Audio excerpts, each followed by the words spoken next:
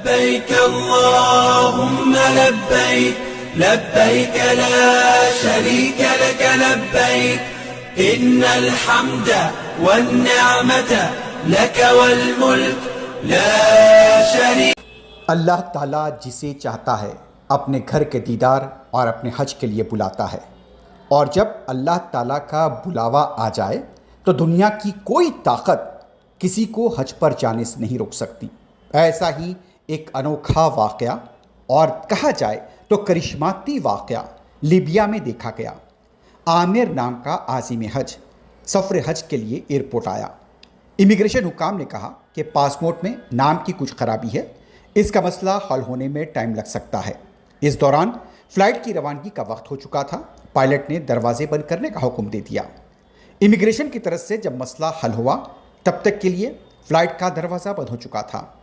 یہاں پر پائلٹ کو میسیج بھیجا گیا، لیکن پائلٹ نے یہ کہہ دیا کہ اب دروازہ بند ہو چکا ہے، اب یہ فلائٹ روانہ ہونے کے لیے تیار ہے. لیکن فلائٹ روانہ تو ہو گئی، لیکن کچھ ہی دیر میں تکنیکی خرابی کی وجہ سے فلائٹ کو دوبارہ ایئرپورٹ پر واپس آنا پڑا.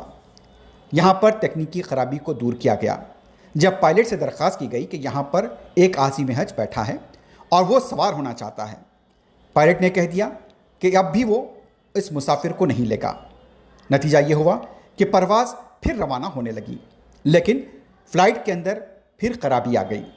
اور جب پائلٹ کو یہ احساس ہوا کہ 2 بار اس طرح کا واقعہ پیش آیا، آخرکار اس نے کہہ دیا کہ اب یہ فلائٹ عامر کو لیے بغیر مقدس سفر پر روانہ نہیں ہوگی. یہ سن کر عامر تو عامر دوسرے ایئرپورٹ حکام بھی حیرت زدہ رہ گئے کہ 2 بار فلائٹ میں تکنیکی خرابی ہوئی، اور جس پائلٹ نے عامر کو بورڈ کرنے سے انکار کر دیا تھا اسے عامر کو اپنے طیارے میں بٹھانا پڑا، اور عامر کے بغیر اس نے کہہ دیا کہ اب یہ پرواز اڑے گی تو عامر کے ساتھ اڑے گی، نہیں تو نہیں اڑے گی. اور پھر عامر کو لے کر یہ پرواز سفر مقدس کے لیے روانہ ہو گئی. تو اس سے واضح ثابت ہو جاتا ہے کہ اللہ تعالیٰ کسے چاہتا ہے اسے بلاتا ہے، اور جب اللہ تعالیٰ بلاتا ہے تو دنیا کی کوئی طاقت کسی کو روک نہیں سکتی.